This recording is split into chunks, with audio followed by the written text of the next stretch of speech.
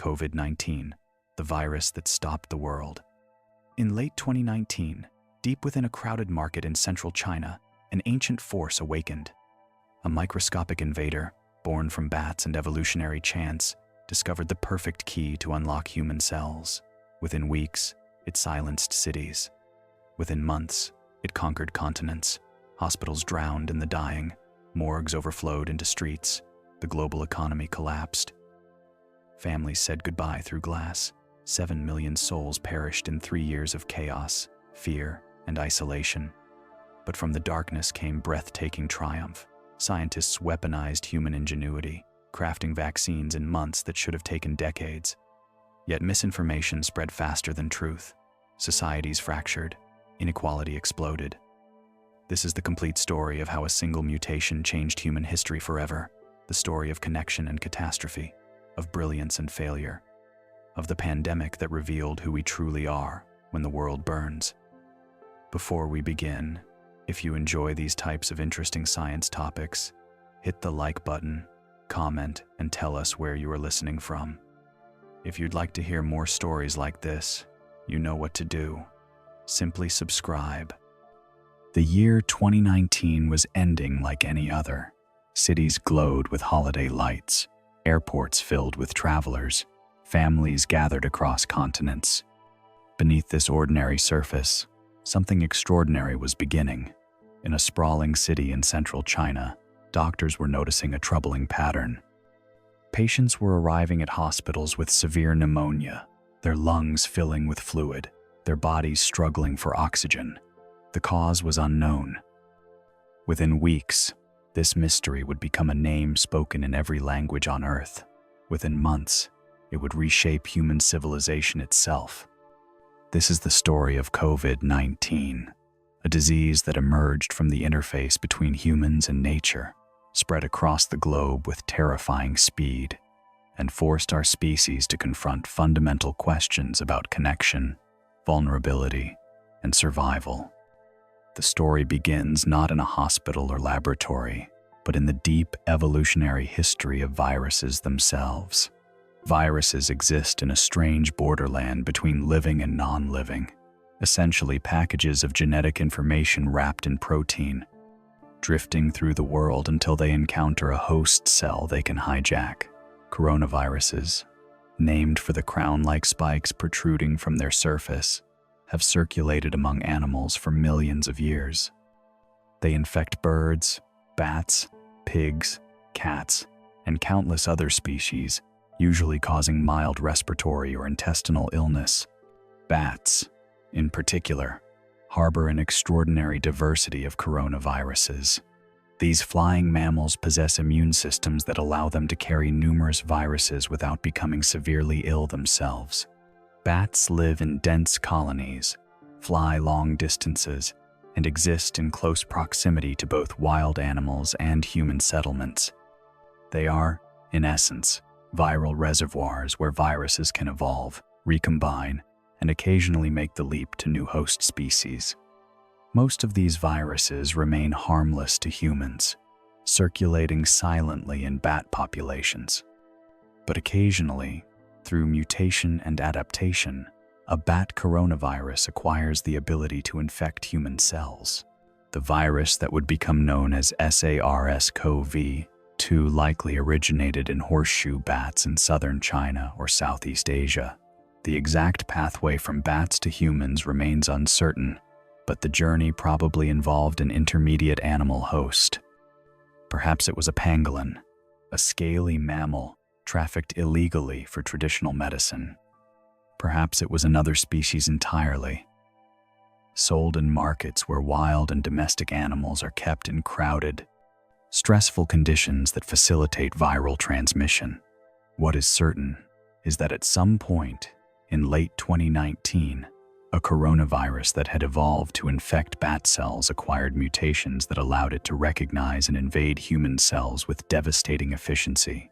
The early cases clustered around a seafood and live animal market in Wuhan, suggesting zoonotic transmission, a jump from animals to humans. These wet markets, where live animals are slaughtered on site and various species are kept in close quarters, create ideal conditions for viral spillover. Stressed animals with weakened immune systems shed higher levels of virus.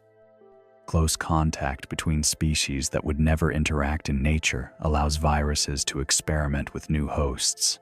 Humans working in these markets, handling animals and exposed to blood and fluids, provide the bridge the virus needs to enter human populations.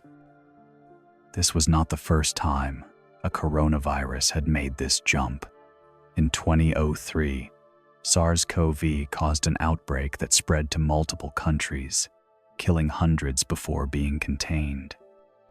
In 2012, MERS-CoV emerged in the Middle East, transmitted from camels to humans, causing severe respiratory disease. Both of these viruses demonstrated that coronaviruses could cause deadly human disease, but SARS-CoV-2 was different. It was more transmissible, more adaptable, and carried mutations that made it uniquely suited to spreading among humans. The world was about to learn just how dangerous a well-adapted coronavirus could be. Understanding the origins of COVID-19 is not just historical curiosity. It reveals the ongoing risk of zoonotic diseases emerging from the interface between humans and wildlife. As human populations expand, as we encroach deeper into previously untouched wilderness, as we capture, trade, and consume wild animals, we create countless opportunities for viruses to jump from their natural hosts into human populations. Climate change is altering habitats and pushing species into new areas where they encounter humans more frequently. The conditions that created COVID-19 still exist and will continue creating opportunities for new pandemics unless we fundamentally change our relationship with wildlife and natural environments. The key to SARS-CoV-2's invasion of human cells lies in a protein on the virus's surface called the spike protein. This molecular structure protrudes from the viral envelope like a key seeking a lock. The spike protein is what gives coronaviruses their crown-like appearance under electron microscopes. It is also the most important element, determining which species a coronavirus can infect and how efficiently it spreads. The spike protein of SARS-CoV-2 underwent mutations that made it extraordinarily good at recognizing and binding to a specific protein on human cells.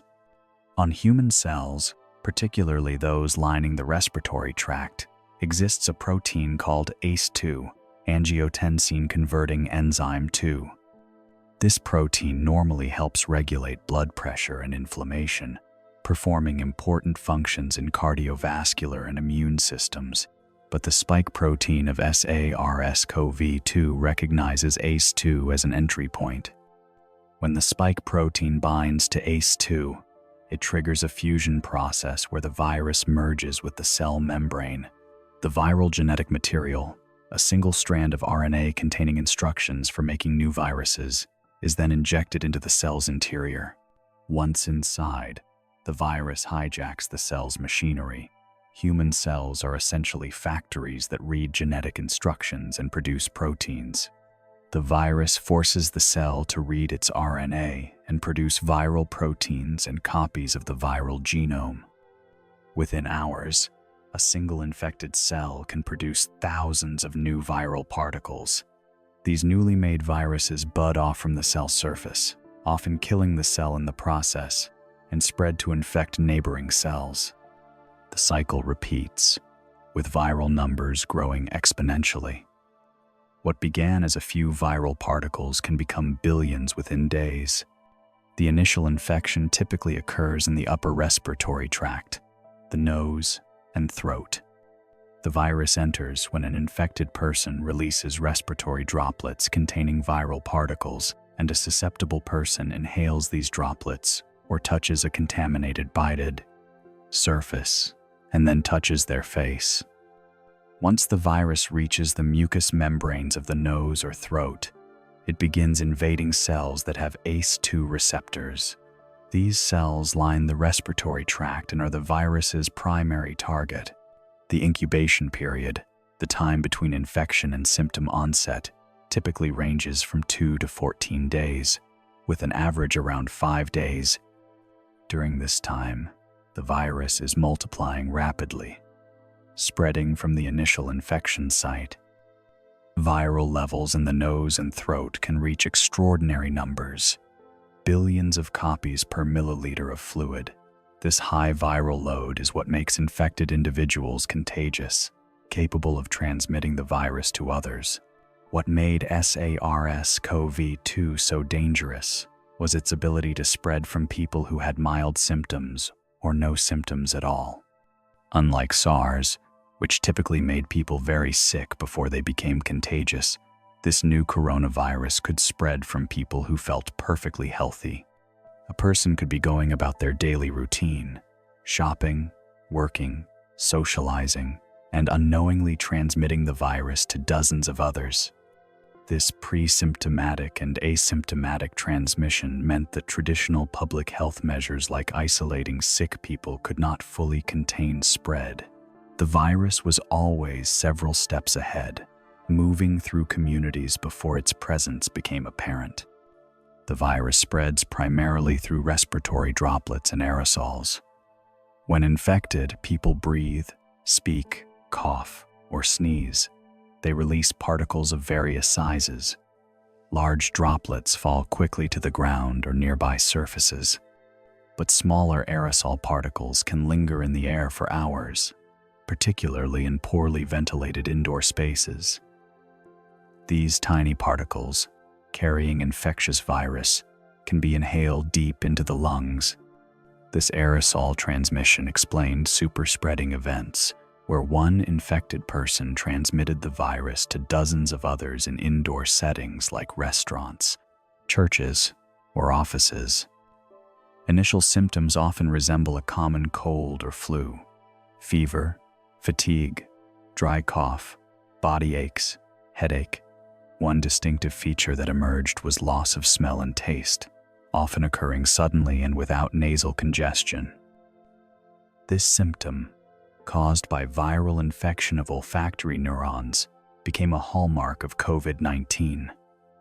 For many people, particularly children and young adults, the disease remained mild, with symptoms resolving within a week or two. The immune system successfully contained and cleared the infection, producing antibodies that would provide some protection against future encounters with the virus. But for others, particularly older adults, and those with underlying health conditions like diabetes, heart disease, obesity, or weakened immune systems, the disease progressed to something far more dangerous. Understanding why some people develop severe disease while others remain mildly ill is crucial to understanding COVID-19. Age is the strongest risk factor, with mortality rates increasing dramatically in people over 60 and especially over 80. This reflects aging immune systems that respond less effectively to new pathogens and accumulated damage to organs that makes them more vulnerable to viral assault.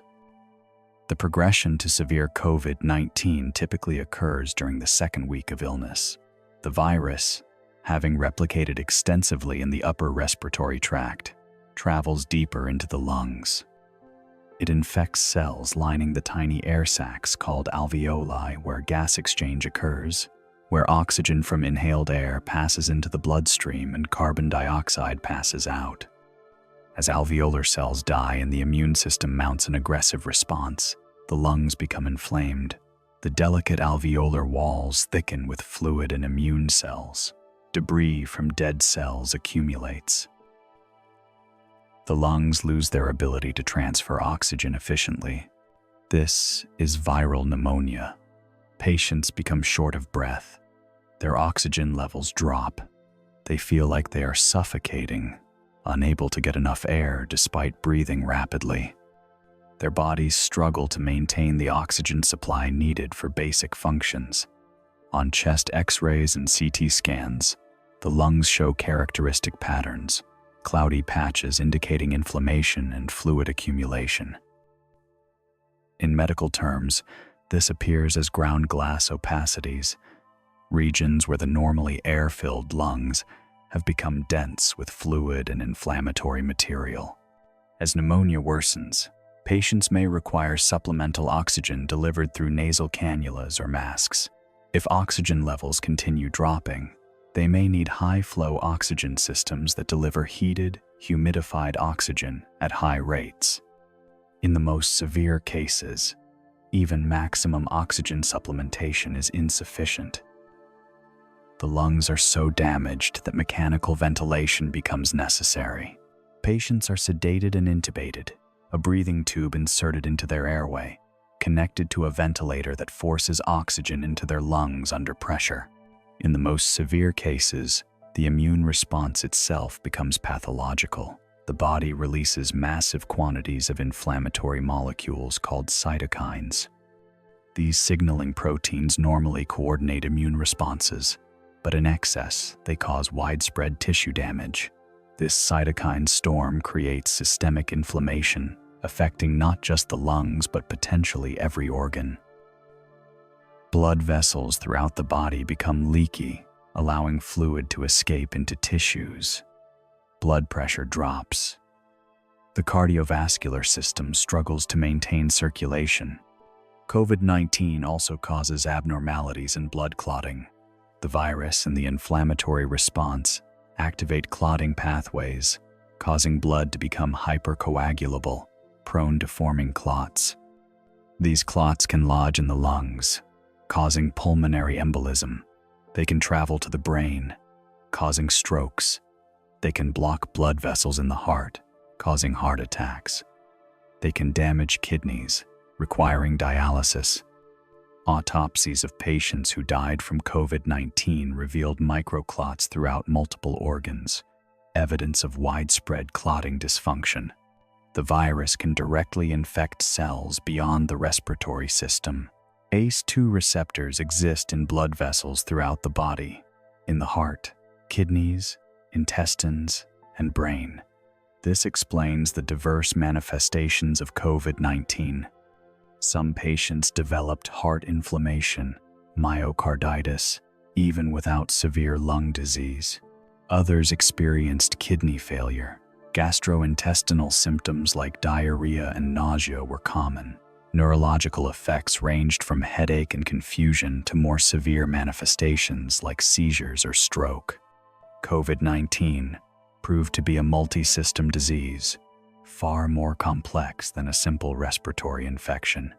By late January 2020, it was clear this virus was not contained to China. Cases appeared in Thailand, Japan, South Korea, then Europe, and North America. The virus traveled on airplanes, carried by infected but not yet symptomatic passengers crossing borders and oceans in hours. Commercial aviation, which connects the world, enabling global commerce and connecting families across continents, became the vehicle for viral spread. Every international flight potentially carried infected passengers who would seed outbreaks in new locations. On January 30th, the World Health Organization declared a public health emergency of international concern, the highest level of alarm. But the declaration came too late to prevent global spread. By early March, multiple countries were experiencing exponential growth in cases. Italy, unprepared for the onslaught, saw hospitals overwhelmed. Images from Italian hospitals, doctors forced to make agonizing decisions about which patients to treat when ventilators ran short. Healthcare workers collapsing from exhaustion showed the world what uncontrolled viral spread looked like. The scenes were apocalyptic, a glimpse into what could happen anywhere if the virus was allowed to spread unchecked. On March 11th, with cases soaring across multiple continents, WHO declared COVID-19 a pandemic, a global disease outbreak affecting populations worldwide. The term pandemic had not been used for a respiratory virus since the H1N1 influenza pandemic of 2009, and before that, not since the 1968 Hong Kong flu. But those pandemics, while serious, did not lead to the global societal disruption that COVID-19 would cause. This was different. This virus was more transmissible, caused more severe disease, and was spreading faster than any pathogen in modern history. Countries worldwide implemented lockdowns, mandatory stay-at-home orders designed to slow transmission by drastically reducing human contact. Schools closed, businesses shuttered except those deemed essential, streets emptied, public transportation ran nearly vacant, parks closed, gatherings banned. The goal was to flatten the curve, to slow the rate of new infections so that healthcare systems would not be overwhelmed all at once. If everyone got sick simultaneously, hospitals would collapse. By stretching out infections over time, lockdowns bought time for healthcare systems to prepare, to increase bed capacity, to stockpile equipment.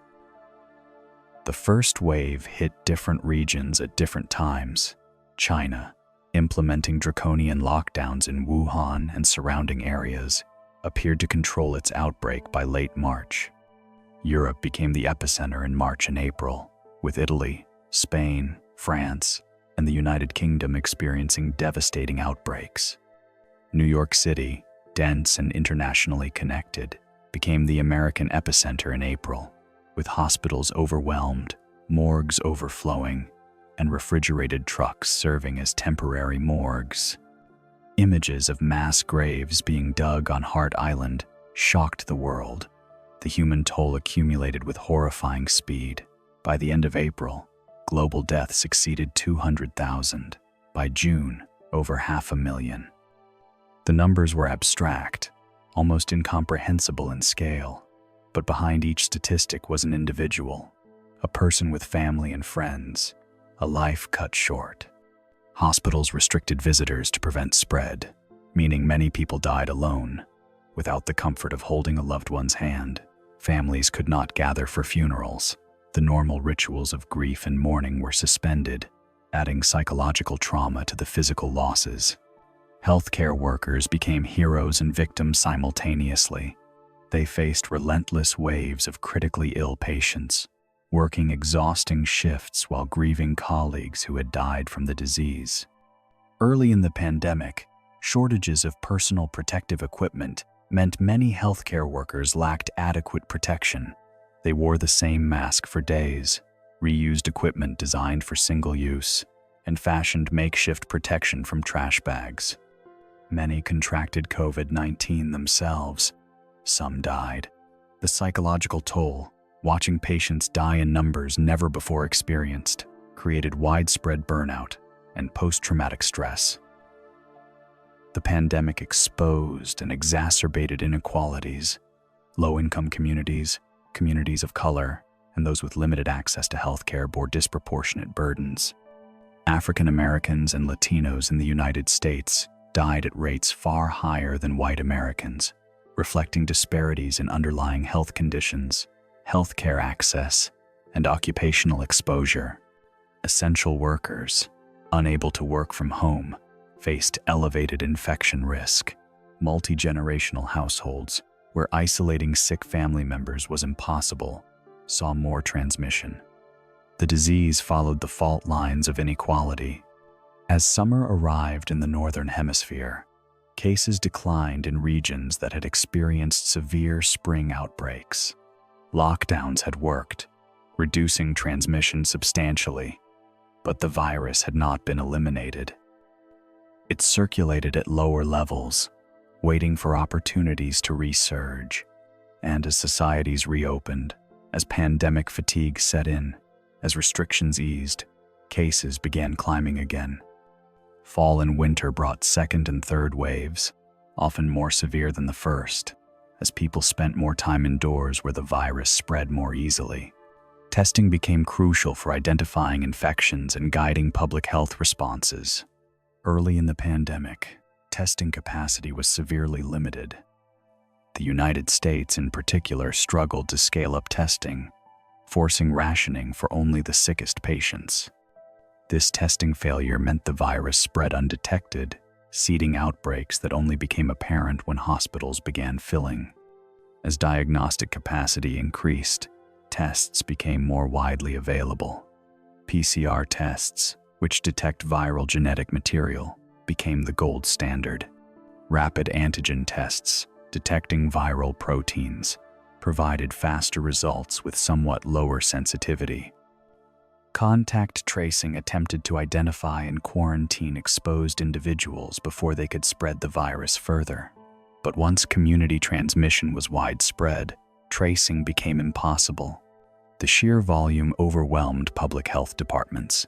Digital contact tracing apps, using smartphone technology to alert people of potential exposures, were developed but faced privacy concerns and limited adoption. Without robust testing and tracing, society struggled to contain spread without resorting to blunt tools like lockdowns. The race for vaccines began immediately after the viral genome was sequenced and shared with the world in January 2020. Scientists worldwide mobilized with unprecedented coordination and investment. Traditional vaccine development takes years or decades. COVID-19 vaccines were developed, tested, and authorized within a single year, a stunning achievement built on decades of prior coronavirus research and new vaccine technologies. Messenger RNA vaccines, a platform that had never before been approved for human use, proved spectacularly effective and could be developed rapidly. Clinical trials demonstrated that vaccines dramatically reduced severe disease, hospitalization, and death. By December 2020, countries began vaccinating healthcare workers in high-risk populations. The global vaccination campaign that followed was the largest public health effort in history. Billions of doses were manufactured and distributed, though access remained deeply unequal. Wealthy nations secured vast supplies while low-income countries struggled to obtain doses, creating urgent ethical questions about global health equity. In the contemporary world, COVID-19 manifests with bewildering variability. Some infected people never develop symptoms, carrying and transmitting the virus while feeling completely healthy. Others experience mild cold-like symptoms that resolve quickly.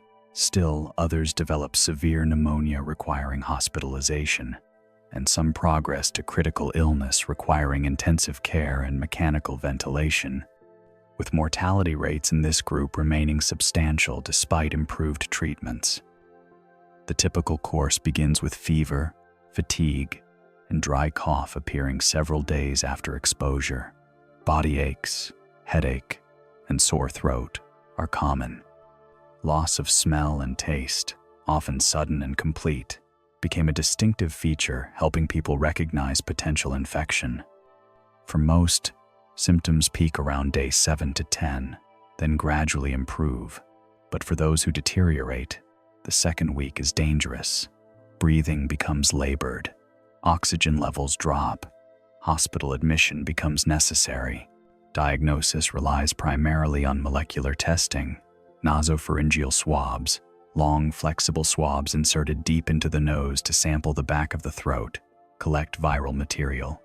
PCR tests amplify and detect viral RNA, providing highly accurate results within hours to days. Rapid antigen tests, using nasal swabs, provide results in minutes, but with lower sensitivity. They are most reliable when viral loads are high, during the first few days of symptoms. Testing strategies evolved throughout the pandemic, from rationed testing only for the severely ill to widespread availability enabling screening of asymptomatic individuals. As the acute phase of the pandemic evolved, a disturbing pattern emerged. Many people who recovered from acute infection did not return to normal health. They experienced persistent symptoms, sometimes debilitating, lasting weeks, months, or longer. This condition, termed long COVID or post-acute sequelae of COVID, affected millions worldwide, crushing fatigue that made even simple activities exhausting, cognitive dysfunction, brain fog that impaired concentration and memory, rapid heartbeat and shortness of breath with minimal exertion.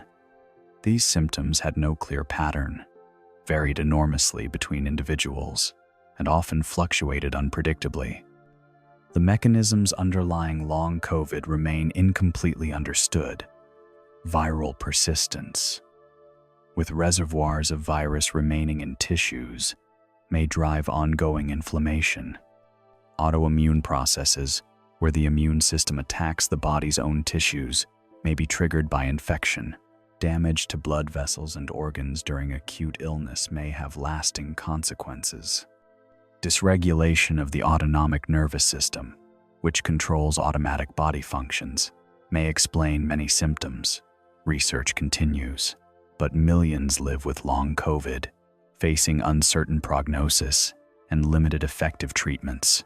Healthcare systems, designed for normal patient loads, buckled under pandemic pressure. Hospitals ran out of beds, particularly intensive care beds with ventilators. Staffing shortages worsened as healthcare workers became infected or burned out. Supplies of protective equipment, oxygen, and medications ran short. Elective procedures were canceled to free capacity for COVID patients, but this created a backlog of delayed care for other conditions. People with heart attacks or strokes delayed seeking care, fearing infection in hospitals. Cancer screenings dropped. Routine medical care was deferred. The indirect health impacts of the pandemic, deaths and suffering from non-COVID conditions, added substantially to the toll. Mental health impacts were profound and widespread. Isolation from lockdowns and social distancing increased depression and anxiety. Fear of infection created persistent stress. Economic hardship from job losses caused despair. Grief from losing loved ones, often without the comfort of traditional mourning rituals, was complicated and prolonged. Domestic violence increased during lockdowns. Substance use disorders worsened. Suicide rates fluctuated, but in some groups increased substantially. Children and adolescents experienced disrupted education and social development. The mental health crisis will persist long after viral transmission is controlled. The economic devastation rippled globally. Unemployment surged to levels not seen since the Great Depression. Small businesses failed in massive numbers. Tourism and hospitality industries collapsed. Airlines nearly bankrupted. Global supply chains broke down.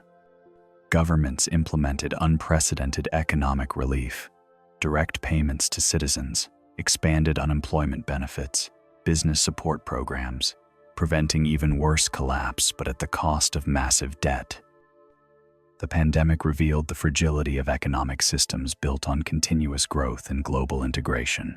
Technology became both solution and complication.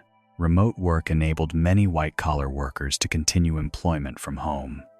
Video conferencing allowed families to stay connected despite physical separation. Telemedicine expanded healthcare access. Online education enabled continued learning, but these solutions required reliable internet access, which many lacked, worsening inequality. Screen fatigue from constant video calls exhausted workers. Children struggled with remote learning, particularly younger students and those with special needs. The digital divide meant those without technology were further disadvantaged. To understand COVID-19 at the cellular level is to witness viral warfare. When SARS-CoV-2 invades a human cell, it commandeers the cell's protein-making machinery. The viral RNA, once inside, is read by ribosomes, the cell's protein factories. These ribosomes, deceived into following viral instructions, produce viral proteins. Some proteins form the virus's structure. Others are enzymes that help copy the viral genome. Still others interfere with the host cell's defenses, blocking signals that would alert the immune system to infection. As new viral particles assemble, they bud from the infected cell, acquiring a membrane envelope from the cell's own membrane, studded with spike proteins that will enable them to infect new cells. The infected cell, exhausted and damaged, often dies. This cell death releases inflammatory signals that alert neighboring cells and summon immune cells to the site of infection. The immune system's first line of defense, innate immunity, springs into action. Innate immune cells, including macrophages and neutrophils, arrive at the infected tissue. They engulf and destroy infected cells and viral particles. They release inflammatory molecules, cytokines and chemokines, that amplify the immune response and increase blood flow to the infected area. This inflammation causes the fever, fatigue, and body aches characteristic of viral infection. It is uncomfortable but necessary. The immune system creating conditions hostile to viral replication while mobilizing more sophisticated defenses. Meanwhile, cells throughout the body possess systems for detecting viral infection. When cells become infected, they produce interferons, proteins that warn neighboring cells of danger and activate antiviral defenses. Interferons cause cells to produce proteins that interfere with viral replication, making it harder for viruses to reproduce. They also enhance the ability of immune cells to recognize and destroy infected cells. SARS-CoV-2, like many viruses, has evolved mechanisms to suppress interferon responses, buying time to replicate before the immune system fully mobilizes. Adaptive immunity, the more sophisticated arm of the immune system, takes days to weeks to fully engage.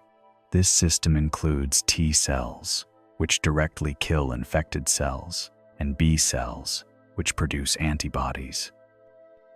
As the infection progresses, dendritic cells carry viral proteins to lymph nodes, where they present these antigens to T and B cells. T cells that recognize viral proteins become activated, multiply rapidly, and travel to infected tissues to destroy infected cells. B cells begin producing antibodies, proteins shaped to bind specifically to viral proteins. Antibodies neutralize viruses by binding to spike proteins, preventing them from attaching to ACE2 receptors. They mark viral particles for destruction by other immune cells. They activate complement, a system of proteins that punch holes in viral envelopes. High levels of neutralizing antibodies correlate with protection against infection and severe disease. This is why antibody levels are measured to assess vaccine effectiveness and natural immunity. The balance between viral replication and immune response determines disease severity. In mild cases, the immune system contains and clears the infection quickly, limiting viral spread and tissue damage. In severe cases, the virus replicates extensively before being controlled, causing substantial lung damage. Worse, the immune response itself can become excessive. The cytokine storm, with massive release of inflammatory molecules, causes more damage than the virus itself. This is why some treatments for severe COVID-19 focus on dampening immune responses rather than directly fighting the virus. Age profoundly affects immune responses. As we age, the immune system becomes less effective, a process called immunosenescence. Older adults produce fewer antibodies in response to infection or vaccination. Their T cells are less diverse and less vigorous. Their innate immune responses become dysregulated, often producing excessive inflammation without effectively clearing infection. This explains why COVID-19 is so much more dangerous for older adults. Their immune systems struggle to contain the virus and are more prone to harmful overreactions. Blood type appears to influence susceptibility and severity, though the mechanisms remain unclear. People with type O blood have slightly lower risk of infection and severe disease, while those with type A have slightly higher risk. This may relate to antibodies against blood group antigens affecting viral attachment or immune responses. Genetic variations in immune system genes also influence outcomes. Some people carry mutations that impair interferon responses, leaving them more vulnerable to severe disease. Others have genetic variants that enhance immune function or affect ACE2 expression. The lungs are the primary battlefield in COVID-19. As virus infects alveolar cells, these cells die, releasing their contents into the air spaces. Fluid leaks from damaged blood vessels into the alveoli, Immune cells infiltrate, fighting infection but also causing collateral damage. The delicate alveolar structure, normally thin to allow efficient gas exchange, becomes thickened and scarred. Surfactant, the substance that keeps alveoli open, is disrupted. Parts of the lung collapse. Others become consolidated, filled with fluid and debris rather than air. Chest imaging reveals the extent of lung damage. CT scans show ground glass opacities, regions where lung tissue appears cloudy rather than the normal black of air-filled lungs. Crazy paving pattern, where thickened lines crisscross through ground glass areas, indicates severe inflammation. As disease progresses, consolidation appears, dense white areas where alveoli are completely filled. The distribution is often peripheral, affecting outer regions of the lungs more than central areas. Bilateral involvement, damage to both lungs, is typical in severe cases. Acute respiratory distress syndrome, ARDS, represents the most severe lung injury. The alveolar capillary membrane, normally allowing oxygen to pass from air into blood, is severely damaged. Fluid floods into air spaces. The lungs become stiff and difficult to inflate. Gas exchange becomes profoundly impaired. Patients require mechanical ventilation with high oxygen concentrations and positive pressure to keep alveoli open.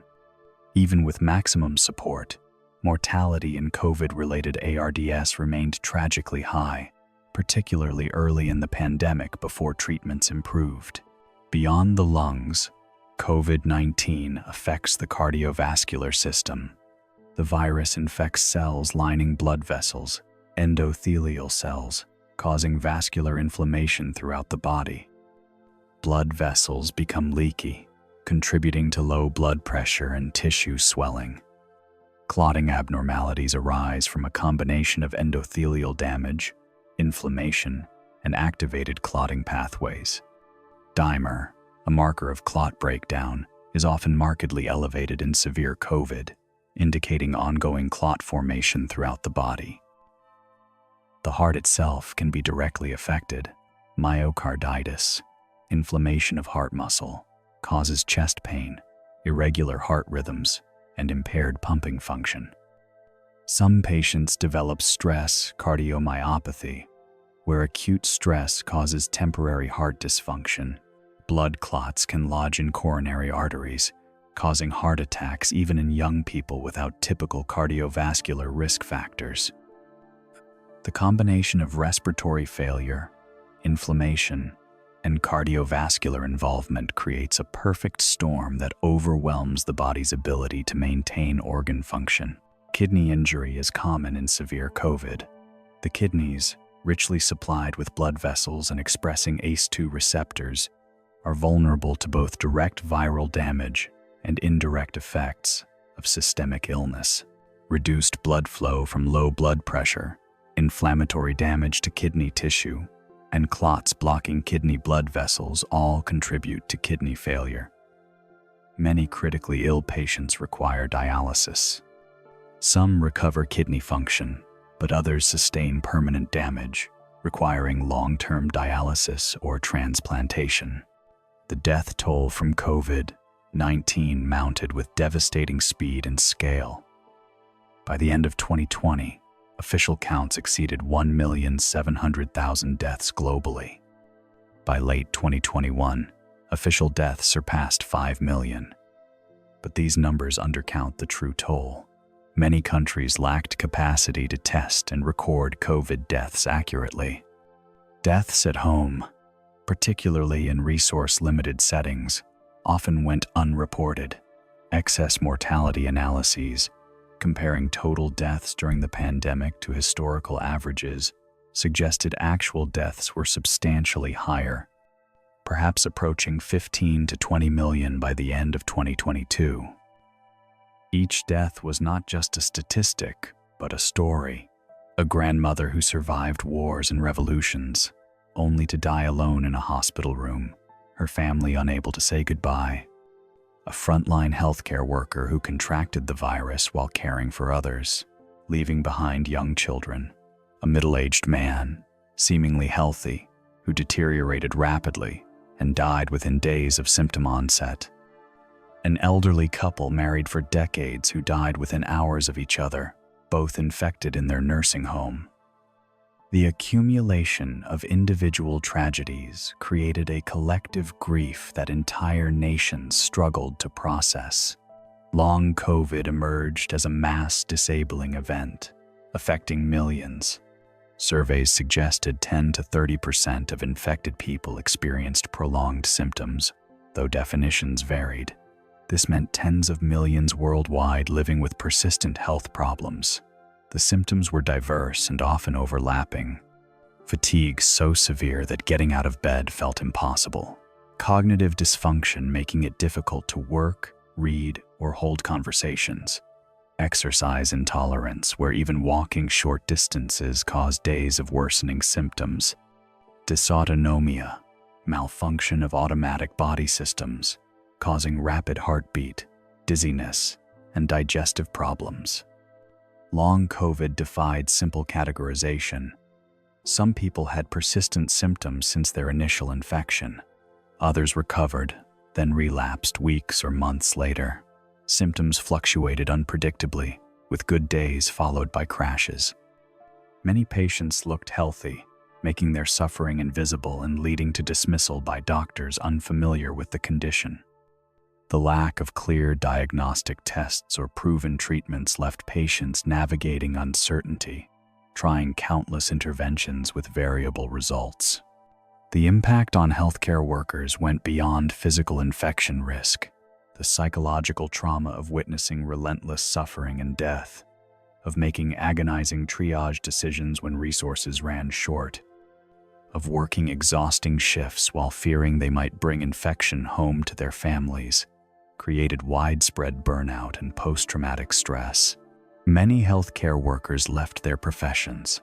Others developed anxiety, depression, or substance use disorders. The pandemic consumed the people who fought it, leaving scars that will take years to heal. Educational disruption affected children and young adults globally. Schools closed to prevent transmission, moving to remote learning. But online education proved a poor substitute, particularly for younger children who struggled with screen-based learning. Students from disadvantaged backgrounds, lacking reliable internet or computers, fell further behind. Standardized test scores dropped. Social and emotional development suffered from lack of peer interaction. The long-term impacts on an entire generation's education and development remain uncertain, but are certainly substantial. Economic devastation extended beyond unemployment statistics. Small businesses that had operated for generations closed permanently. Workers in service industries, entertainment, and hospitality faced extended unemployment. Women, disproportionately represented in affected sectors and carrying increased childcare burdens from school closures, left the workforce in large numbers, erasing years of progress toward gender equality. Young people entering the job market faced bleak prospects. The pandemic exacerbated existing inequalities and created new vulnerabilities. Mental health impacts cascaded through populations. Social isolation, particularly prolonged, conflicted with fundamental human needs for connection. Economic stress from job loss or reduced income created anxiety and despair. Fear of infection became consuming for some. Grief from losing loved ones, without the support of traditional rituals, was complicated and prolonged. Children experienced disrupted routines and uncertainty about when life would return to normal. Suicide rates varied by region and demographic, but certain groups, including adolescents and healthcare workers, showed concerning increases. The pandemic revealed fractures in societal trust. Misinformation spread rapidly through social media, sowing confusion about the virus's origins, severity, and appropriate responses. Conspiracy theories flourished. from claims that the virus was a bioweapon to assertions that the pandemic was a hoax designed to enable government control. Political polarization turned public health measures into culture war issues. Mask wearing and vaccination became tribal markers rather than medical decisions. This erosion of shared reality made coordinated responses more difficult and cost lives. Global supply chains, optimized for efficiency through just-in-time manufacturing and complex international networks, proved fragile under pandemic stress. When Chinese factories shut down in early 2020, global production of everything from electronics to pharmaceuticals was disrupted. When demand patterns shifted dramatically, with people buying more home goods and fewer restaurant meals, supply chains could not adapt quickly.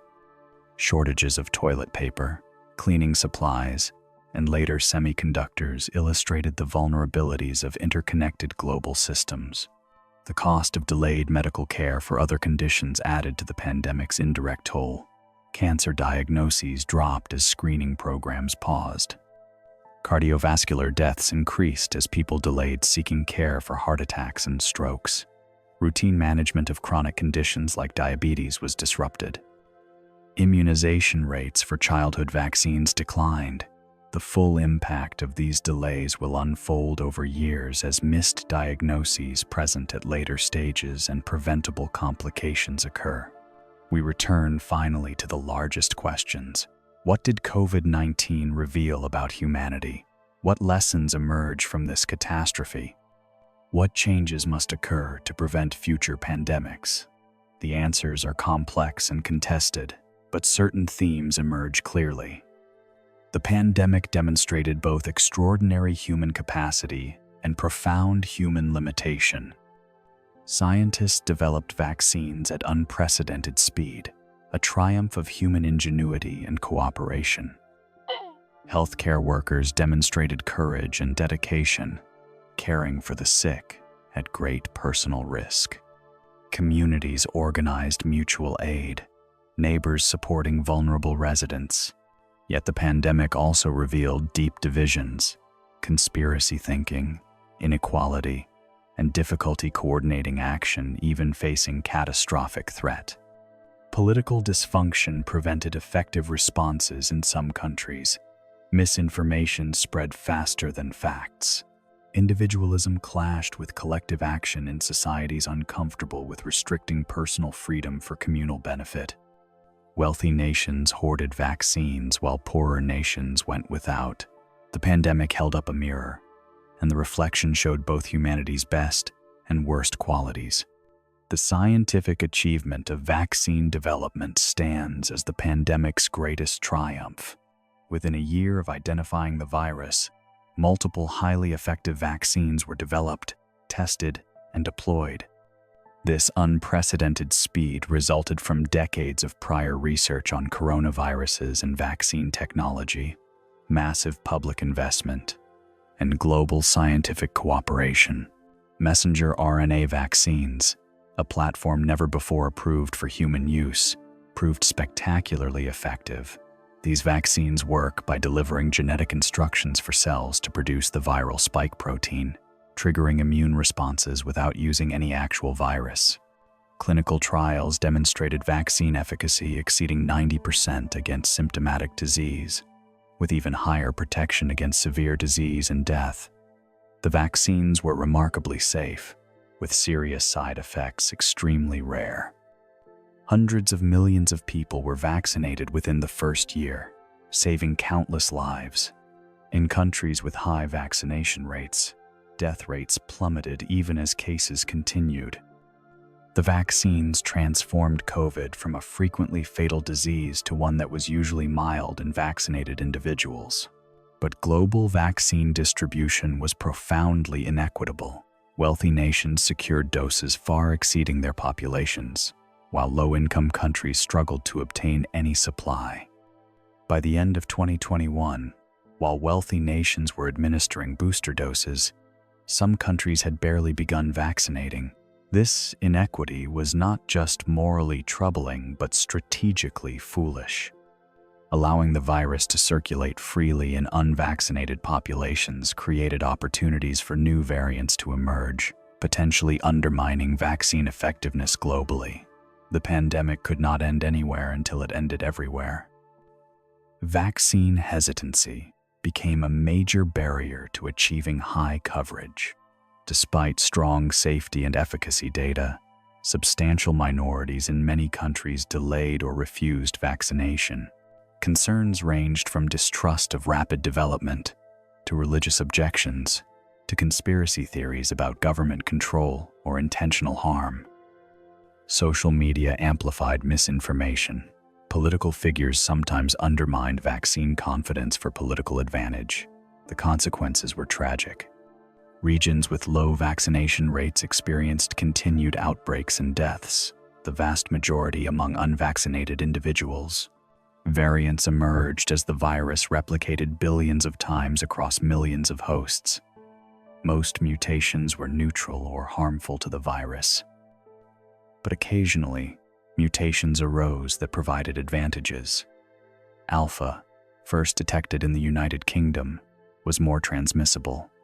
Beta, from South Africa, showed immune evasion. Delta, emerging in India, was both more transmissible and caused more severe disease.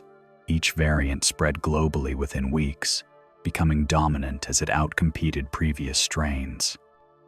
Omicron, appearing in late 2021, marked a major turning point. This variant contained an unprecedented number of mutations in the spike protein, enabling it to evade immunity from previous infection and vaccination more effectively than prior variants. It spread with astonishing speed, causing massive waves of infection globally. But Omicron generally caused milder disease than Delta, particularly in vaccinated individuals. The combination of high transmissibility and lower severity, along with growing immunity from vaccination and prior infection, marked a transition point. Many experts believed Omicron's emergence signaled the pandemic entering an endemic phase. Treatment options improved substantially during the pandemic. Early on, with no proven therapies, doctors tried various approaches. Some helped. Dexamethasone, a corticosteroid, reduced mortality in severely ill patients by dampening harmful immune responses. Anticoagulants reduced clotting complications. Remdesivir, an antiviral medication, showed modest benefits in hospitalized patients. Monoclonal antibodies, laboratory-made proteins that bind to the virus, prevented progression to severe disease when given early to high-risk patients. Later, oral antiviral medications became available for early treatment. These drugs interfered with viral replication, reducing risk of hospitalization and death when given within the first few days of symptoms. Having effective outpatient treatments represented a major advance, providing tools to prevent severe disease before hospitalization became necessary. Combined with vaccines, effective treatments transformed COVID from a feared killer to a manageable illness for most people, though still dangerous for the vulnerable. The pandemic forced confrontation with difficult questions about societal values and priorities. What obligations do we owe each other, particularly to protect the vulnerable? How do we balance individual freedom with collective well-being? What economic disruption is acceptable to save lives? What role should government play in regulating behavior during health emergencies? These questions have no simple answers, reflecting different values and visions of society. Looking forward, the lessons are clear, even if implementation remains uncertain. Pandemic preparedness requires sustained investment in public health infrastructure, disease surveillance, healthcare capacity, and rapid response capabilities. Waiting until crises begin to mobilize resources guarantees inadequate responses. Global cooperation is essential because pathogens respect no borders. Inequitable access to vaccines and treatments prolongs pandemics for everyone. Addressing misinformation and rebuilding trust in institutions are critical for effective public health responses. The pandemic also highlighted the connection between environmental destruction and disease emergence. Zoonotic spillovers from animals to humans will continue as we encroach on wildlife habitats, trade wild animals, and create conditions for viral transmission. Climate change is altering disease patterns and creating new risks. Pandemic prevention requires not just medical preparedness, but fundamental changes in how we interact with the natural world. 3 years after emergence, COVID-19 remains present but transformed. High levels of immunity from vaccination and prior infection have reduced severe disease substantially. Hospitals are no longer overwhelmed. Social restrictions have lifted. Life has largely returned to pre-pandemic patterns, though changed in ways large and small. Remote work remains common. Telehealth persists. Mask wearing in medical settings continues. The virus circulates seasonally like other respiratory pathogens, causing illness but no longer crisis. Yet the pandemic's impacts will reverberate for decades. Millions live with long COVID. Healthcare systems struggle with workforce shortages and backlogs of delayed care. Education losses will affect an entire generation. Economic inequality widened. Trust in institutions eroded. The psychological scars from years of uncertainty, loss, and isolation will not quickly heal. Understanding the full impact requires longer perspective, as immediate effects give way to long-term consequences. What COVID-19 ultimately revealed is the fundamental interconnection of human civilization.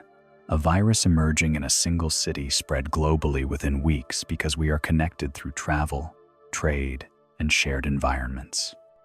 The pandemic could not be addressed through isolated national responses, because viral spread transcends borders. Health security anywhere depends on health security everywhere. This interconnection is not just biological, but economic, social, and political. The story of COVID-19 is still being written. The virus continues evolving. Immunity wanes over time, requiring periodic booster vaccinations. Surveillance systems monitor for concerning variants.